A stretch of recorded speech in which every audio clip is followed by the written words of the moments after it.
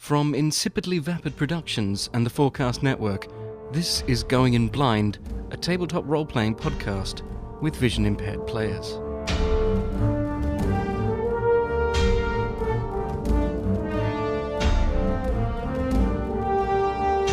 Episode 1.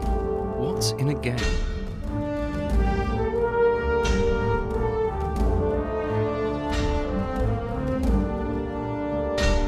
I'm Morgan Jenkins, and welcome to Episode 1 of Going In Blind, a tabletop role-playing podcast where each week a group of vision-impaired players sit down at a table, roll a few dice, and together tell a story.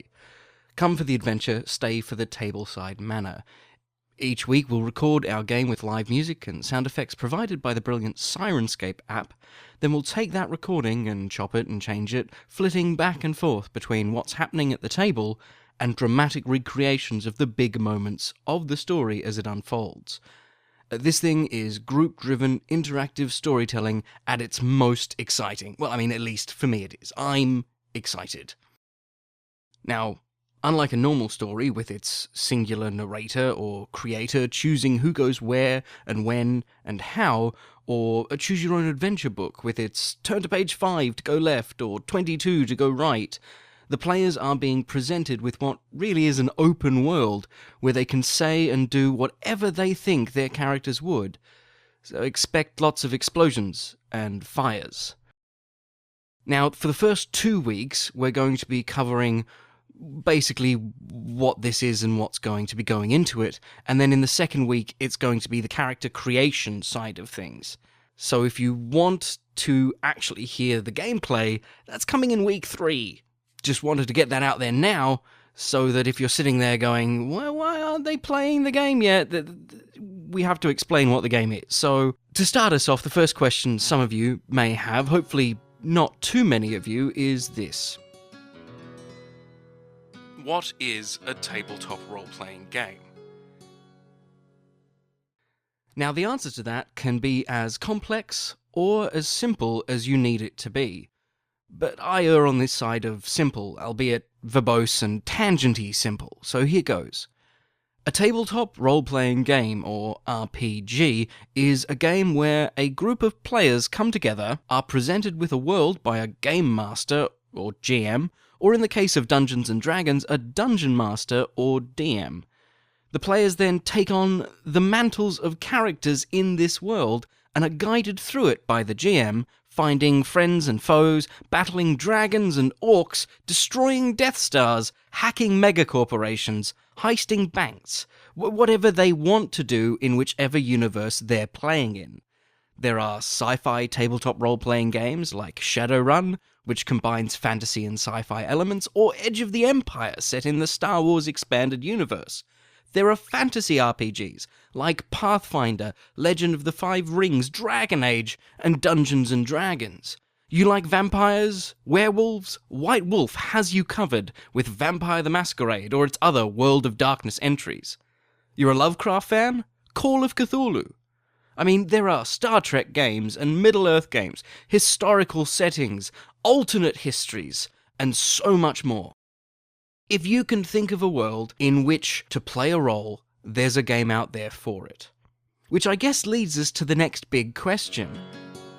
If there are so many wonderful and fantastical and varied tabletop role-playing games out there, why have you picked the one you have? Which is Dungeons & Dragons.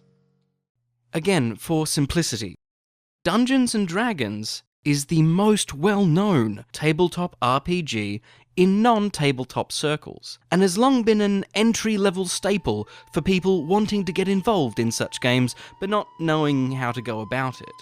Most of you will have heard of it at some point or another, and that's why it's been chosen.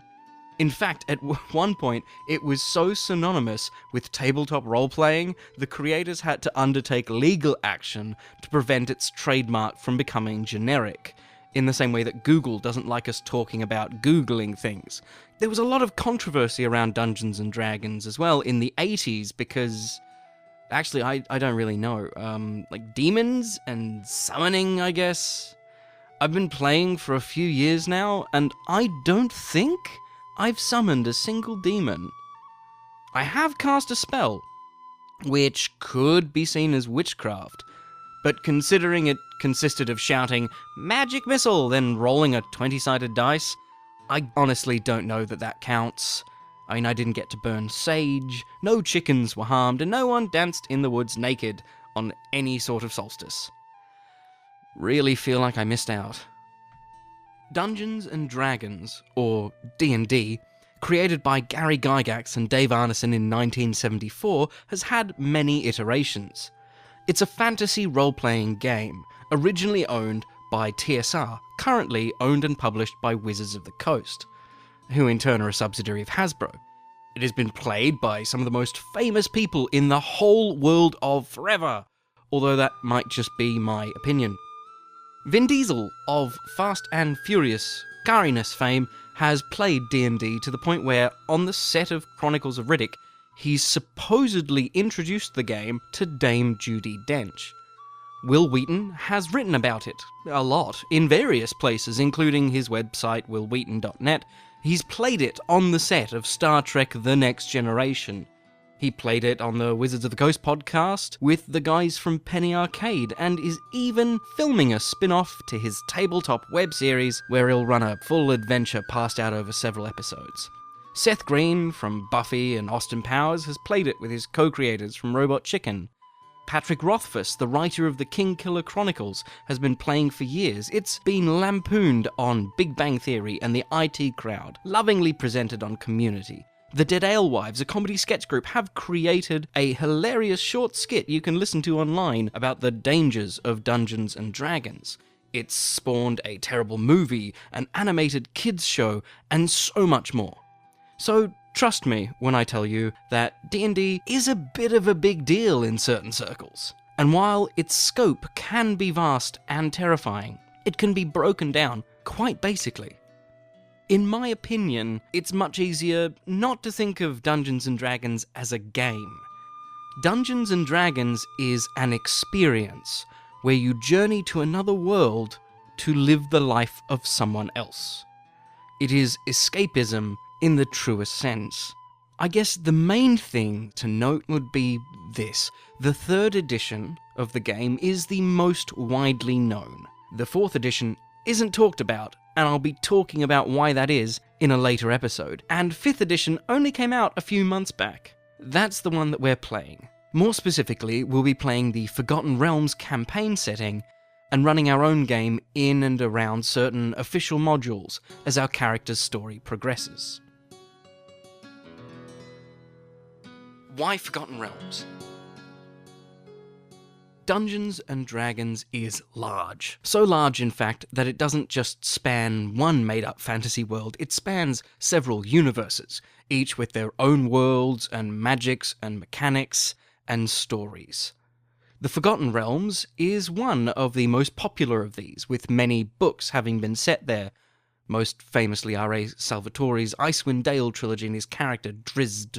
I'm going to get in trouble for mispronouncing that, I know. And many video games use it as their setting as well, games like Baldur's Gate and the Neverwinter Nights series. It was originally created by games designer Ed Greenwood around 1967, but didn't become an official part of Dungeons & Dragons until 1987. The main focus of the Forgotten Realms setting is the continent of Faerun, spelt F-A-E-R-U with a circumflex N. The circumflex is the little pointy hat above the letter. Tends to turn up in French, Welsh, Turkish, and Afrikaans, to name a few. The continent of Faerun, again, apologies for mispronunciation, is part of the fictional world of Toril, an Earth-like planet that resembles the pre-industrial Earth of the 13th or 14th century, except with orcs and elves and magic and such. And it is in this world, on this continent, on the frontier land of the Sword Coast, where our adventure shall begin. In a few episodes' time, once we've met the players and created the characters. So will you be playing a pre-written game? Yes and no. Initially, we will be playing the Wizards of the Coast starter set module for players new to 5th edition. It comes in the starter set along with some pre-generated characters and a simple rule guide. It's called The Lost Mine of Phandelver and is a great way to introduce players to the world of Dungeons & Dragons. I've written a lead-in, a mini-adventure, just to give it a bit more scope, to give the players a reason to go on this adventure, and then we'll be running the players through a somewhat leaner version of Lost Mine than is in the module book. The reason for this is Dungeons & Dragons is about group storytelling, about the players and their characters deciding what to do, when, and where. The best way I've found to do this is to give them a quick nudge out the door, using this module or in the past using the 3rd or 4th edition starter modules, then let them loose on the world of the Forgotten Realms. Also, the module has a bunch of side quests that don't necessarily advance the story, and I'm a bit of a sucker for story advancement, so I'll be training the players' focus onto the main story threads and presenting side stories in a lesser light. But hey, if the players decide they want to open up those threads, then open they shall be. The players are the storytellers. I'm just the guide. Question answered. Next question. Why with vision-impaired players? Why not? Seriously. While some tabletop games have maps and counters and tokens and spreadsheets and miniatures, and D&D has had all of these things and more, they are not central to the gameplay, and we can do without them. Also, I wanted to show the wider community that D&D can be played by people who are vision impaired. Every time I brought the idea up, people always said to me, the first question was, so how's that going to work? And I plan on showing you, through these episodes, how that's going to work. So what does vision impaired mean? Well, it can mean many things, but for us, right here on this show, it means someone who is legally blind. Now, that's not quite what it means, but just go with me for now. To the layperson, blindness indicates a complete loss of sight. Legally speaking, it means, well, you know those vision charts, the ones where they get you to read off the letters at a distance of 6 meters or 20 feet, hence the term 20/20 vision. Well, if 6'6" is fully sighted, legally blind is somewhere around 6'60" or worse, and that's in the better eye. This means that a legally blind person, at best, can see an object at a 6 meter distance that someone with full vision can see at 60 meters. They can read the top line of that chart at the correct distance and nothing else. The other way it's measured is the visual field. When you look straight ahead, you can normally detect objects to the left and right of where you're looking, and above and below. That's your visual field. If you're fully sighted, that's 170 degrees of vision. Legally blind, less than 10 degrees in the combined visual field, so that's less than 10 over both eyes. Thus, a person who is legally blind may have a visual acuity of 660 or less, or a visual field of less than 10 degrees, or both. Now, this is of course the definition of legally blind in Australia, where I'm from. If you're from elsewhere, the legal side of things may be different. But I mention it here to give you an idea of what vision impaired can mean. Anything from total vision loss, that's completely blind, to limited vision. So how is this different from normal D&D games? Well, it's not. Not really. Having maps drawn and miniatures placed on a table isn't a must when it comes to RPGs. I've been at tables bursting with styrofoam castles and sculpted dragons, and tables with a whiteboard covered in squares and occasional scribbled profanities next to mock-ups of character stats. And I've played and run games where there's nothing on the table but your dice and your character sheets, and all of these are legitimate ways to play Dungeons & Dragons. The only major difference between our games and normal games, and please note the scathing way in which I said that, as if what we're doing isn't a normal way to play, is that we've got character sheets designed for our players, in both large font and braille, with only the important information left in. And lots of groups use specialty character sheets, highlighting what is most important about their character for particular players. So how does one play Dungeons & Dragons? Simply put, it is the Dungeon Master's job to create a universe with enough detail and believability that the players truly feel they are there. It's the player's job to live in that universe and make decisions that will affect what happens to them through their character. Your character is your identity in the universe where the games take place. The goal of creating a character is to describe them well enough that they seem to take on a life of their own. For example, if you can imagine how your character would react to situations like being threatened by drunkards in a bar, talking to a dragon sitting on a pile of treasure, or finding an artifact that can resurrect the dead, you've breathed life into them. At this point, you are ready to take on their identity to face whatever challenges might arise before them. In other words, you are ready to write their story. Creating a character is one of the most important things in a Dungeons & Dragons game, and that's part of why it's the first thing you do. And we'll be talking more about that and taking our players through that in the next episode. D&D is an extremely open-ended game. If you can imagine it, it can happen. Here's a quick sample situation.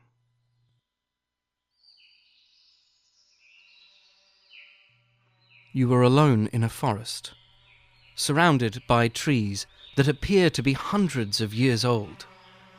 Many beams of light shine through the canopy onto moss, still covered with tiny droplets from recent rain. Birds are singing overhead, but you only notice them when they fly from one branch to another. The power of nature permeates this peaceful sanctuary, unconcerned with the passage of time. As you are admiring the scene, a sturdy arrow breaks you out of your reverie as it thuds into a tree a few feet from your head. You turn. In front of you, a young but stout elf, staring at you with another arrow set to his bow. Why do you trespass on Lanoir territory? We don't take kindly to strangers, and unless you can tell me your business here, you'd better get a head start in your race with my next arrow, he says, the head of the arrow following you, like a cat following a mouse. Now, if I've done my job properly, at least a tiny part of you feels like you're actually standing in a forest, facing an unyielding elf. As a player, this is where you'd come in. What do? Do you tell the elf you were lost and plead his forgiveness? Strike him down with a bolt of lightning for his impudence? Say you will leave peacefully, if you're permitted to ask a few questions about your brother who went missing 4 days ago. It's all possible, and what happens next is entirely up to you. What's with all the dice? In D&D, nearly everything you do corresponds to a certain skill. Each character will have the various skills recorded on a character sheet, along with numbers that indicate their level of proficiency. Games can have anywhere from 2 to over 50 different skills, ranging from musical performance to historical knowledge to animal handling to sleight of hand. In addition, every task has an assigned difficulty level, or difficulty class, abbreviated as DC. There are many more rules that cover making characters, leveling up from gaining experience, resolving combat, and many other areas, but I'm going to let you in on a little secret. Nobody follows all of them. Okay, some people probably do, but since D&D is rarely played competitively, the group is free to bend the rules in order to make the game more fun. So basically, players are presented with a scenario, like a room or a puzzle or a dungeon or a non-player character, NPC, portrayed by the GM, and they interact with it by deciding to try something. They then roll their dice, add these skill modifiers from the character sheet, and that tells us if they succeed or fail in what they're trying to do. If they roll low, they might set themselves on fire. Roll high enough, and you just might convince a dragon to give up all its treasure. Rinse and repeat until the scenario is done, then on to the next one, with their decisions driving the story forward in whatever direction they choose. You have dice, character sheets, and a DM moulding and shaping a story. And like the old interactive fiction video games by Infocom, you can also have feelies. That's where the box the game came in would also have a collection of related materials, notes or stickers or booklets or small furry creatures from the planet Alpha Centauri. For D&D, feelies are where the players would come across a small jade statue of a frog, and then be presented at the table with an actual small jade statue of a frog. Or if they defeat a dragon and it drops a charred piece of a map, the DM would then hand over a charred piece of a map, yellowed by age, or coffee.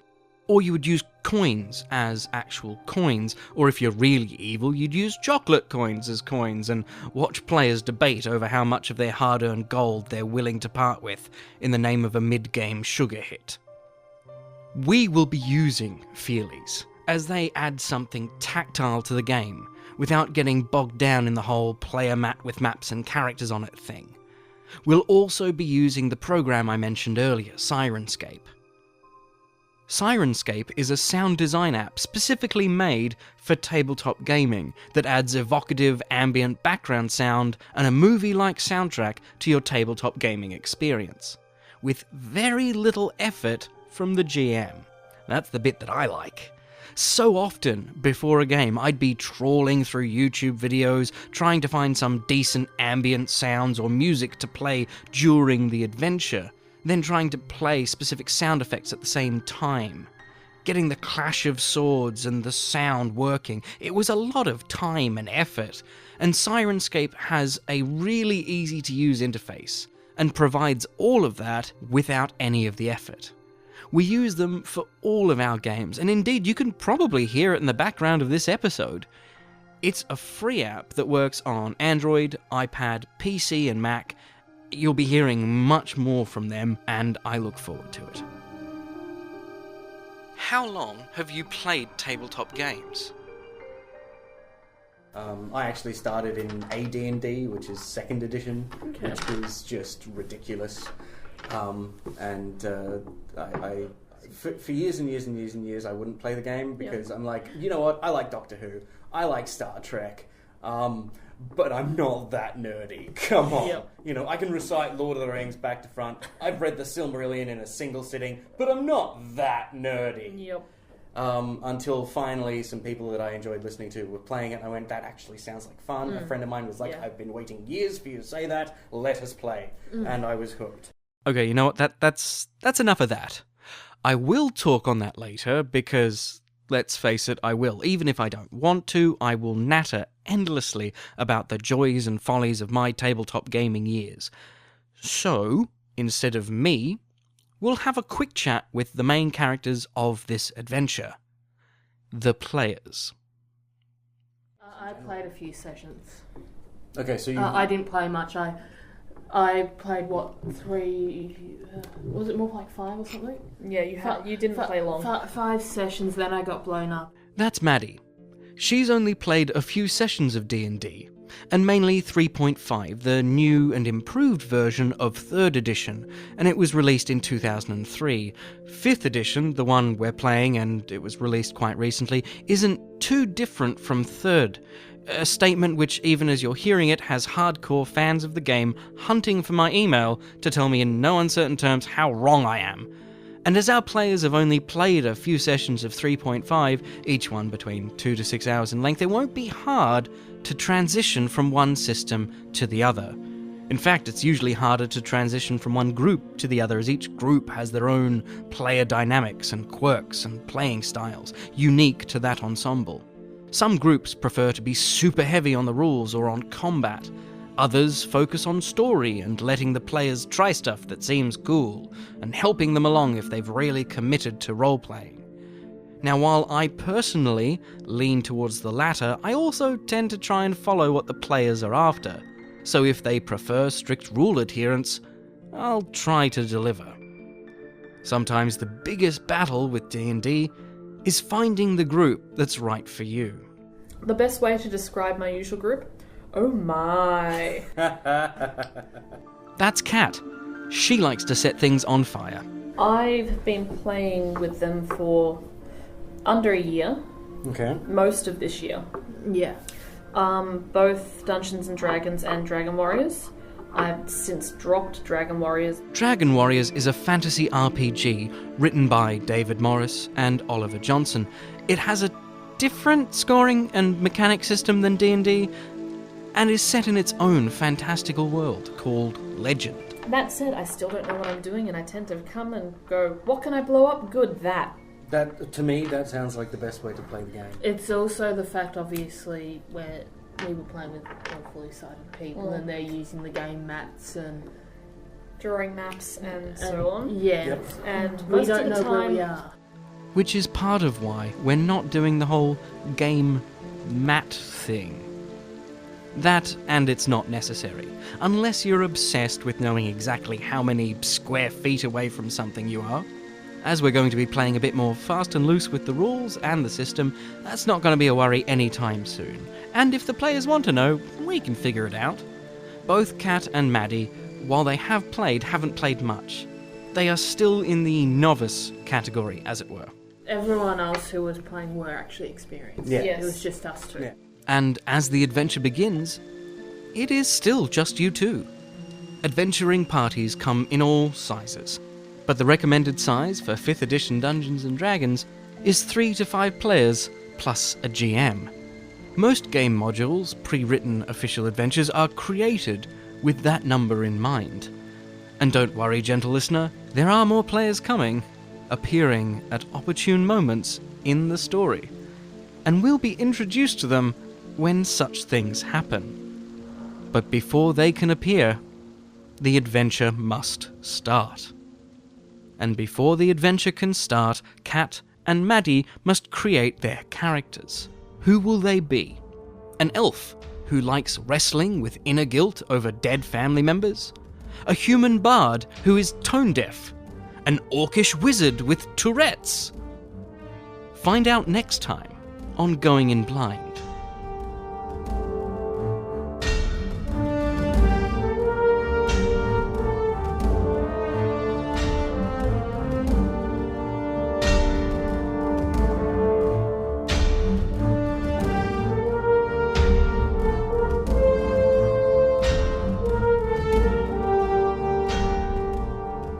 Going In Blind is recorded at Vision Australia Kooyong, is edited and produced by me, Morgan Jenkins, and is an insipidly vapid production. Our theme music is Crusade by Kevin MacLeod. In-episode music and sound effects from Syrinscape, a sound design app for tabletop gaming. Please subscribe to us on iTunes, like, rate, comment, whatever you can do, it's a big help to us. Going In Blind is part of the Forecast Podcast Network. Go to theforecast.com.au, that's F-O-U-R, to check out the other podcasts they have. You can get in touch with us through our email, goinginblindpodcast@gmail.com, on Twitter @goinginblinddnd, Facebook /goinginblinddnd, or visit our website, goinginblindpodcast.com, to check out our custom character sheets, the modules we're running, notes on the games, and much more.